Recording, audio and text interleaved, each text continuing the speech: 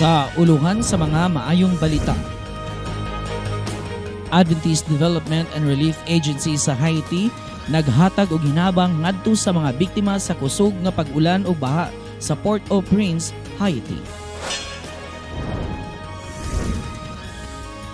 Mga kabatan-unan sa Matanao, Davao del Sur nagkatapok og nagdinasigay atol sa ilang Youth Fellowship Program. Mga kabatan-unan sa Matanao, Davao del Sur nagkatapok og nagdinasigay atol sa ilang Youth Fellowship Program. 36 ka mga batan-on sa Magsaysay, Davao del Sur ni kumitar sa pag-apil sa pagbuhat pinaagi sa Master Guide Club. Adventist Churches palibot sa Zone 1 Magsaysay, Davao del Sur mipahigayon sa ilang fellowship program. Ang mga kalihukan o mga panghitabo sulod sa rehiyon sa Davao karon si manahuna. Ug alang sa atong Story of Hope, ang sugilanon nila Jerry o Jeneline Kampaan gikan sa sitio Panulawan, Davao City. Gikan sa Adventist Media Center Davao, kini ang Adventist News Weekend. Madayaw na adlaw, ani ang mga detalye sa mga balita nga atong nakalap palibot sa Seventh-day Adventist Church sa rehiyon sa Davao. Libuan ka mga katawhan sa Port-au-Prince sa nasod sa Haiti ang apektado sa pagbaha o pagdahili sa yuta sa pipila ka mga dapit tungod sa kusog nga pag-ulan. Mipadala gilayon og hinabang ang Adventist Development and Relief Agency Haiti ngadto sa mga pamilya nga apektado sa maong kalamidad. Dugang detalye sa report ni Krent Maniaca. Adventist Development and Relief Agency sa Haiti nagpaabot sila mga hinabang ngadto sa mga biktima sa kusog nga ulan ug baha sa daghang komunidad sa Port-au-Prince sa Haiti. Matod pa sa Civil Protection sa Haiti, ang pagbaha sa mao nga dapit mao'y hinungdan sa pagdahili sa yuta diin adunay mga kinabuhi nga nakalas. Ug libuan ka mga katawhan ang naapektuhan. Asol gani daghan sa mga kabalayan ang nasudlan sa tubig baha. Maong dali niresponde ang ADRA aron sa pag-apod-apod sa mga hygiene kits ug mga pagkaon sa mga biktima. Hinuon ang mga katawhan dali nga nakaadto sa evacuation center pinaagi sa tabang sa ADRA. Nakahimo usab sila sa paghatag og mga miscellaneous items diin kini namugna uban usab sa pagtambayayong sa UNICEF International Organization. Ang ADRA karon nagapaningkamot sa pagtabang sa mga katawhan nga nanginahanglan busa ato usab silang tabangan pinaagi sa pagbisita sa adra.org ug ADRA FB page. Alang sa Balitang Internasyonal, Krent Maniaca, Adventist News Weekend. 40 ka mga miyembro ang nadugang karon sa Marilog Seventh-day Adventist Church dinhi sa Davao City. Kini human nahimong malampuson ang gihimong usa ka semana nga Revelation of Hope Bible Seminar sa maong simbahan. Si Rose Parilla alang sa report. May resulta sa pagdawat sa Santos nga bautismo sa 40 ka mga individual ang gihimong usa ka semanang krusada nga Revelation of Hope Bible Seminar nga gihugna alang sa pagpakaylap sa mensahe sa kaluwasan sa Marilog Seventh-day Adventist Church sugod niadtong Agosto 27 hangtod September 2 nining kasamtangang tuig. Dili moubos 50 ka mga seminarians ang ningtambong kada gabi sa tibok semana nga seminar nga nagagikan sa lain-laing dapit alang sa pagpaminaw sa manindot nga butang ug makabuluhang mensahe nga gidalit sa atong Executive Secretary sa Davao Mission, Pastor David Bernales, ug uban sa suporta sa mga kaigsuonan sa Marilog District, pinaagi sa pagtambong matag gabi, pagpanghatag og mga snacks ug pahalipay ngadto sa mga seminarians. Ako kay kong pasalamat sa Marilog dili sa among seminar sa kasimana. Ug daghan po kog na katunan nga mga pulong sa Ginoo. Ug aniya ang atong pagpakikinabi ni Pastor David Bernales. Butabong kapasalamatan o daigon gayon ang atong buhi nga Ginoo tungod sa kalampusan sa usa ka semana nga evangelistic meeting niini nga dapit. Dunay sobra ka 50 nga mga katawhan ang nag-commit karon sa pagpabautismo niya. Palihog iapil sa pagampo kini nga mga bag-o pa sa pangalagad nato nga makaigsuonan nga ang pagtinambaya yungay o pagtinabangay sa mensahe sa may balita mas mapasayon nato mga kaigsunan kung ang tanan nga mga katawhan mo get involved niini nga program. Ang pagbantala sumayong balita ngadto sa mga katawhan nga wala pa nakaplag sa kamatuoran, may atong dakong buluhaton sa pagpadayag sa gugma ni Kristo, pinaagi sa pagpahat sa pulong nga naa sa balaang kasulatan o pagserbisyo ngadto sa uban. Gikan dinhi sa Marilog Seventh-day Adventist Church, Rose Parilla, Adventist News Weekend. Usa gayud ka makadasig nga panan-awon nga makita ang mga kabatanunan nga nagdinasigay alang sa pagpalig-on sa ilang tagsa-tagsa ka mga pagtuo. Busa gikalipay gayud sa mga pangulo sa simbahan, hilabi na sa mga kabatanunan ang higayon nga sila nagkatapok pag-usab atol sa ilang regular nga youth fellowship program nga ginabuhat matag bulan. Ani ang report ni Creslin Artiaga. Dili moubos sa 50 ka mga batanon ang mitambong sa mao nga youth fellowship nga ginahimo matag ikaduhang Sabado sa bulan. Gihimo ang mao nga katiguman dinhi sa Bangkal SDA Church, Bangkal, Matanaw, Davao del Sur. Malipayong ng mga batanon nga mitambong sa maong katiguman, ilabi na sa mainitong pagdawat o pag-abi-abi sa mga kaigsuonan sa iglesia sa Bangkal. Kini ubos sa pagdumala ni Matanaw A District Leader Pastor Danrab Tikdas ug sa magtikon og dasig na District Youth President Jeff Edian Kagang. Ang maong programa gisugdan pinaagi sa pagkanta sa mga lawiton sa nagkalain-laing mga iglesia nga sakop sa Matanaw A District. Magtikon usab nga mihatag og promotion o pagpadasig ang atong prayer network leader Sister Lealyn Elentorio. Ipasantop niya sa matag-usa kung unsa ka importante ang pakigistorya sa atong Ginoo o pagampo ngadto sa Ginoo ilabi na sa mga batan-on nga tutok karon sa social media. Nabusog usab ang mga batan-on sa pulong sa Ginoo sa dihang mihatag sa iyang mensahe ang atong magsusulti Brother Geoffrey Contemplo. Dili kabayaran ang kalipay sa matag-usa kun diin nagkahimamat na pag-usab sila sa ilang mga suod nga higala. Natapos ang mao nga katiguman nga na mauli sa tagsa-tagsa ka mga puloy-anan nga daghang mabalon nga mabalaang pulong nga ato sa mapahat sa mga batan-on nga wala makatambong sa mao nga katiguman.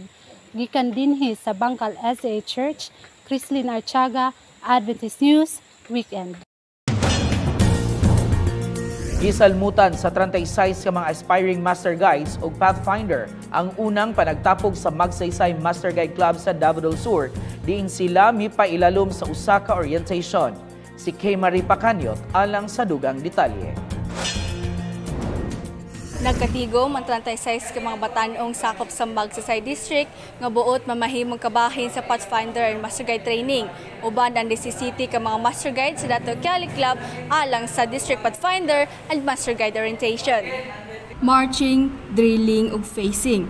Kini mao ang pipila lamang sa mga aktibidad nga gihimo sa unang panagtapok sa mga Pathfinder ug Master Guide aspirants nga gipahigayon sa Magsaysay SDA Church. Maabtiko na mga batan-on ug puno sa inspirasyon sa pagpakiglambigit alang niining maong buluhaton.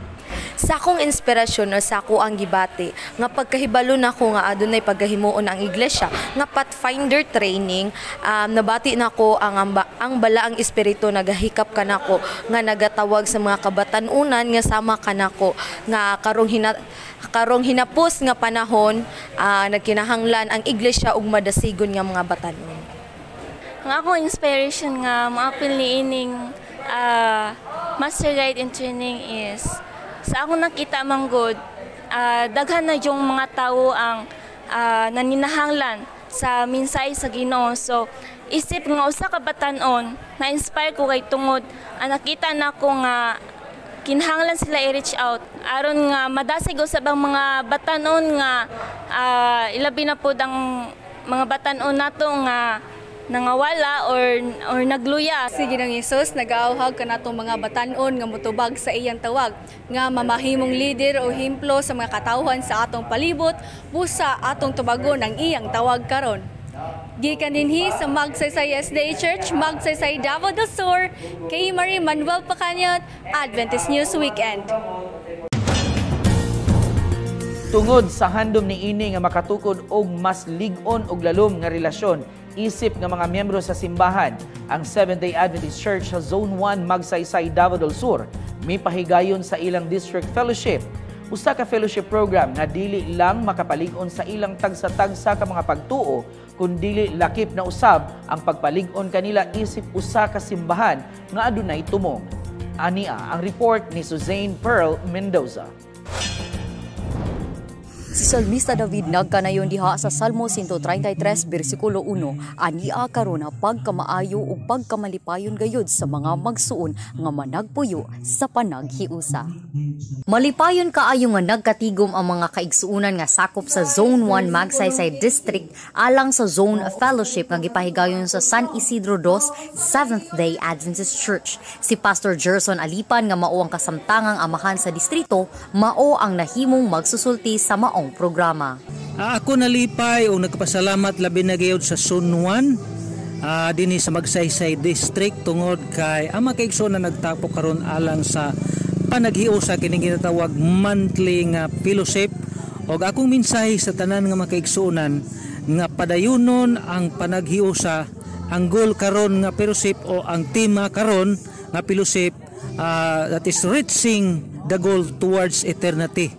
I will go. So kini nga maong buluhaton alang gisalutan kini sa mga kabataan, mga kabatanunan, mga tigulangan ug leaders sa matag iglesia. Kini nga maong nga kahimuan alang kini sa pag-andam sa kaulingon alang diha sa langit. Kusa sa kanunay magmaligon ta, magpapadayonon kita alang diha sa buluhaton sa Ginoo. I will go. Kini nga panagtapok landong lamang sa panagtigom didto sa langit, diin kita adunay kahigayunan sa paghimamat ug pagdinasigay sa atong mga kaigsuonan. Tumang kalipay ug puno sa panalangin usab ang gibati sa mga kaigsuonan nga nahimong kabahin niini.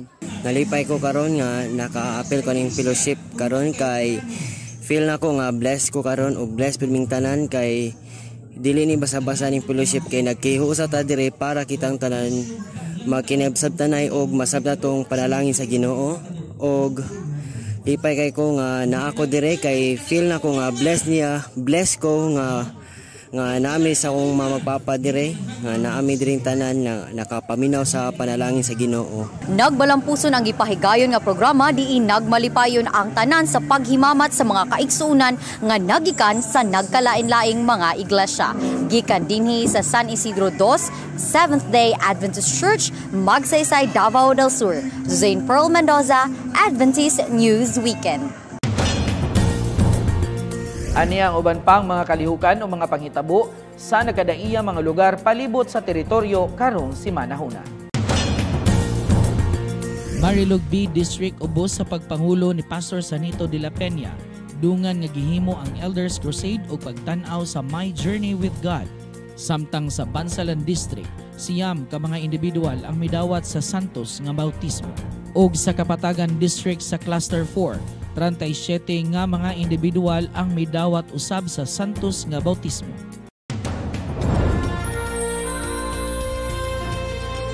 Ug alang sa atong story of hope, ani ang talagsaong sugilanon nila Jerry ug Jeneline Campaan. Lumulupyo sa sitio Panulawan, Davao City. Atong sayron ang ilang sugilanon kauban si Donabel Espinosa.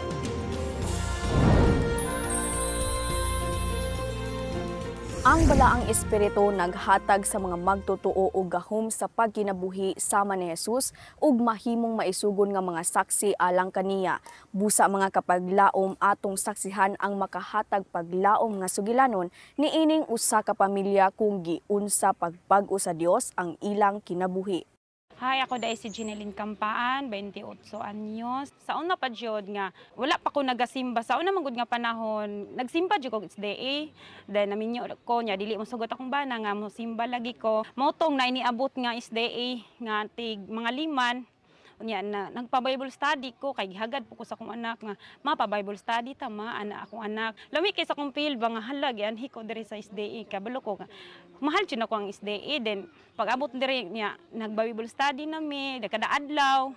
Then akong bana kay nasuko man kay kada adlaw daw unsa daw na nga klase nganong kada adlaw ngano unsa na nga klase nga simba nako dili man na simba Bible study man na unya diri mi sa simbahan ato permiro nagpa-Bible study time jud nga nisimba nako nisimba nami sa akong tulo ka anak og ako Then akong bana kay wala palagi na palagi siya sa kalibutanon nato nga time. Ni nag-inom siya. Nag-inom akong bana pag uli alas 11 sa gabi eh. Then ana siya nga pamatyon daw niya kay tan-awon daw niya og mabuhi daw mi kung maluwas ba mi pagkahuman niya patay sa muha kay unsa daw na ang SDA, unsa daw na ang pagsimba sa Adventista. Mao tong higayon na nga murag sakit kay sa kong dughan na trauma ko ang akong gibuhat sa kwarto. Anak ko nak, nagmoy si papa mata nak, pang mata mo nak. Mangluhod ta mangampo ta nak, mangluhod ta anak ko. Nanirado mi sa kwarto anak ko nak. Pagdali manghunghong lang ta magampo tas Ginoo pero nagkurog akong tuhod nga lagi murag ay ngisi akong bana nga mamatyon daw mi niya anak siya. Unsay nakaon sa akong bana imbis gilaka na niya. Yang gabrihan ang pultahan. Mga mo nagkuampo. Anak ko nak pangbantay mo nak bantay. Kay magawas gani sa papan. Lumbahan na jud tagdagan. Anak ko saya. Anak ko nga pagdungog na ko sa tingog na naman sa likod sa amo ang balay. Pagtingog niya kay naaman jud sa kanang gawas. Isa ra jud kahabol akong gibiran nak lumbahan na imigdagan niya akong duha ka anak kay kanang namunit pag chinilas niadto ko dito sa kanang pulis na abot ko hugaw pa kaya akong lubot kay na-slide ko sa akong katrauma. Wala akong nag-ilis, bahala na sa nina diha. Abot ko sa barangay.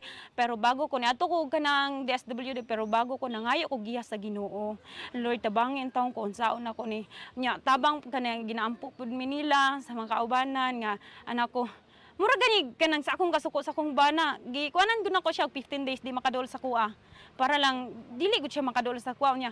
Kan sige silag ampo na maingon sa kuha nga sis ginaampo ka namo. Mura gud gani akong kasing-kasing nga mura gud gisilhigan og pila ka tawo parang wala na ang sakit sa akong dughan. Gidaol na ko akong bana. Anak ko nagtuba kag lalim imong gibuhat sa kuha di jud nagsige ko gilak para masayod ka ug nganong nagpa-Bible study ko. Masayod ka nganong sige ko lakaw unsa jud akong gikuana ng Bible study. Lako pang Bible study para masayod ka ba nganong nagpa-Bible study ko dili wala man sa ingon nga kana ganing ni nagpa-Bible study ko para magkiat-kiat ko wala man kanang gusto lang ko ba makabalo ug unsay sulod sa Biblia ba anak ko sa iya ingon man siya nga sige lipay kay ko ana siya sumusta giayo na niya nga mong bangko kay parang naay malingkuran ba sa mga mo bisita sa mua sa una bata mo daghang og bisyo gikan sa pag-eskwela hantod ko wa ka mo nag-eskwela kay tunda ng mga bisyo lagi.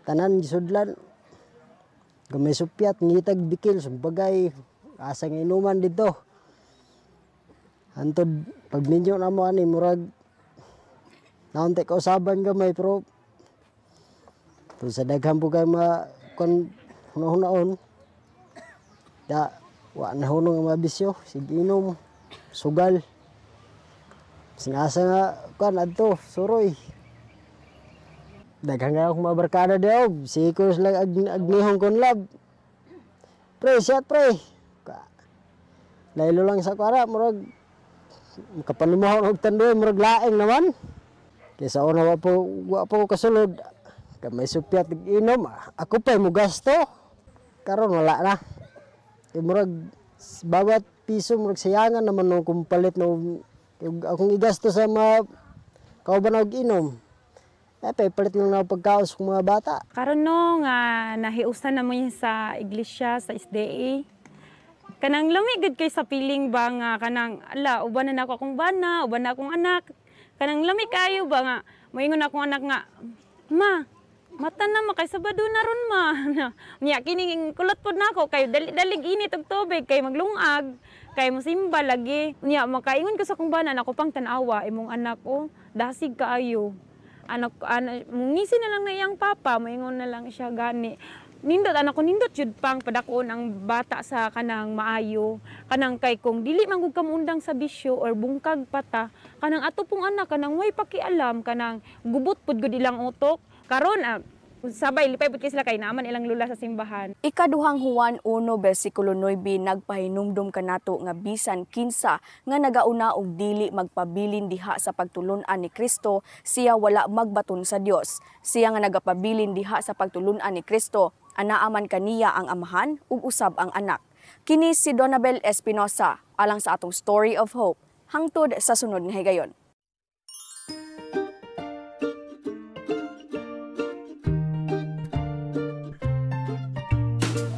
Pagkaanindo tan-awon sa mga kinaiyahan nga gihatag kanato sa atong Dios niining kalibutan. Sa pagkabuntag ngadto sa gabii, adunay klase-klase nga mga butang ang angay natong dayigon. Usa sa mga butang nga atong makit-an sa kawanangan inig gabii mao ang mga meteors. Ang meteoroids sa mga butang sa kawanangan nga lain-lai gidak-on gikan sa mga lugar sa abog ngadto sa gagmay nga mga asteroid. Mas naila kini isip space rocks. Nasayod ka ba nga kung ang mga meteoroids mosulod sa Earth's atmosphere sa kusog nga tulin ug masunog, kini gitawag nga mga meteor?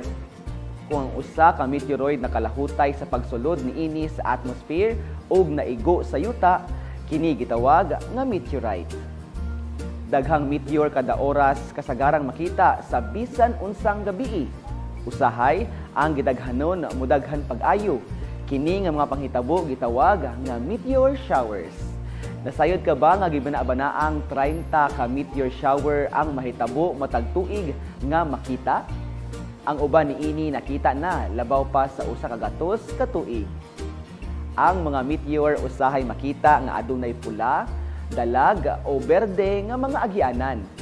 Ang mga color niini nag-ugmad tungod sa ionization sa mga molecule sama sa oxygen nga makita nga berde. Ang radar nagpakita nga adunay 12,000 ka meteor sa usa ka gabii nga sama sa gidak-on sa usa ka piraso sa abog. Kapag laom ang Dios mao ang tinubdan sa tanang butang diha sa kabuhatan. Ang unang butang nga gisulti kanato sa Biblia mao nga ang Dios mao'y usa ka magbubuhat. Namulong ang Dios ug mitungha ang mga butang nga wala pa kaniadto sugod sa universo mismo. Ang paglalang usa lamang kabuhat sa Dios.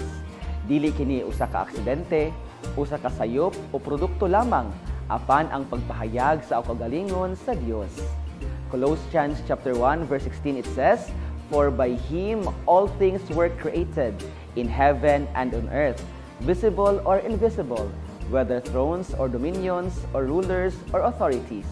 All things were created through him and for him."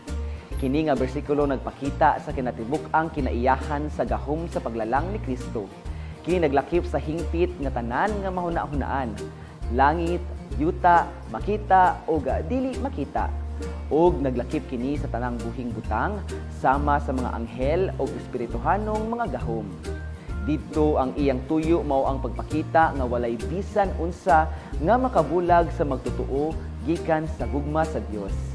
Atong pasalamatan siya tungod sa iyang mga hinimo sa mga meteors nga matahom og naghatag kanatog kasiguruhan sa iyang pagkagamhanan.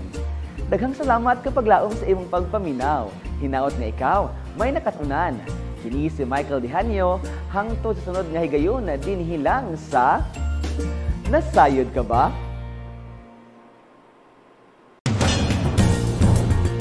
Ani ang kahimtang sa atong panahon karong adlaw ug sulod sa umalabot nga mga adlaw kauban si Elena Marie Catolico.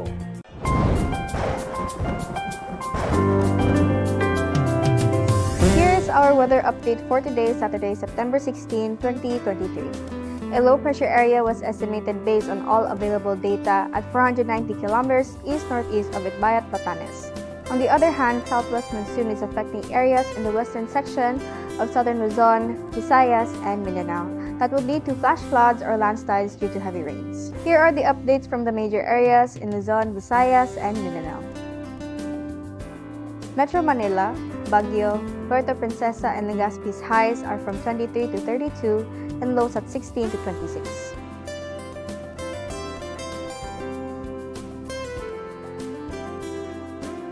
In Cebu City, Iloilo, and Tacloban, highs are at 31 to 32 and lows at 24 to 25.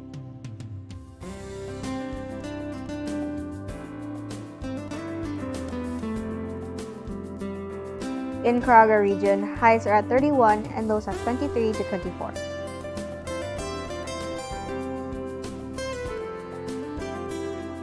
Northern Mindanao's highs are at 31 and lows at 24.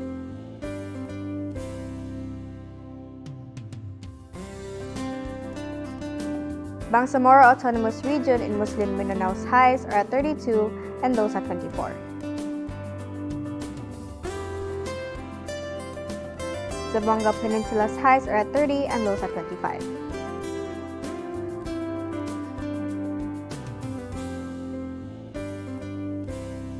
In Davao City, highs are at 31 and lows at 22.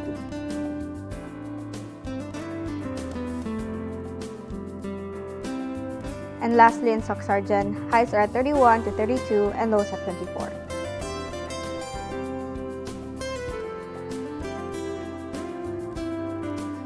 Sunrise today was at 5:28 and sunset at 5:37. Life can go through many weather categories. The good news is that we can build deeper faith and perseverance by walking through life's weather disturbances. In Davao City, Philippines, this is Elena Maricatolico for Adventist News Weekend.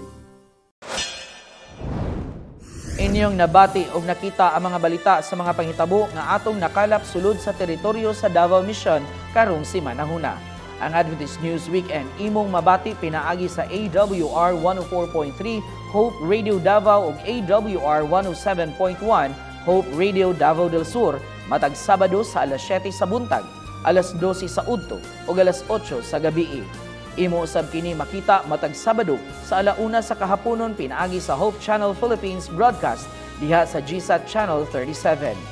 Dinhi sa Davao Region, ang Adventist News Weekend anaa sa Panabo Cable Channel SD75 ug HD 147 alang sa mga lumulupyo sa Davao City, Panabo City ug Carmen, Davao del Norte.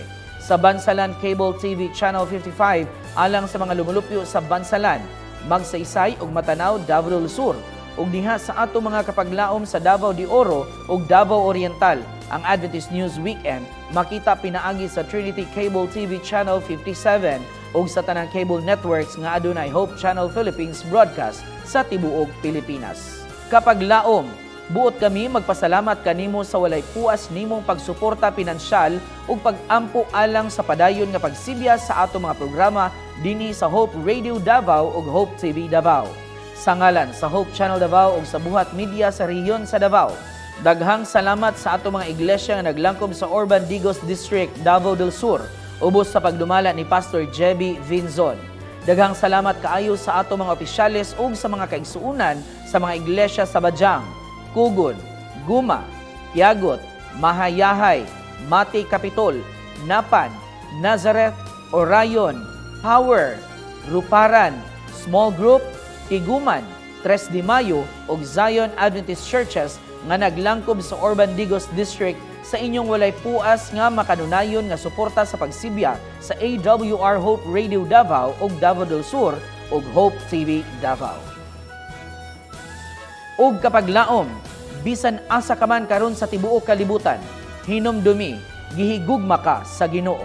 Sa ngalan ni Rowan Katoliko, sa ato mga pangulo sa Davao Mission ug sa Seventh-day Adventist sa tibuok pwersa sa Hope Channel Davao, ako si Bijazri Labaho ug daghang salamat sa imong pagpakig-uban samtang kami magapadayon sa pagsibya sa minsay sa paglaom nga si Hesukristo mubalik.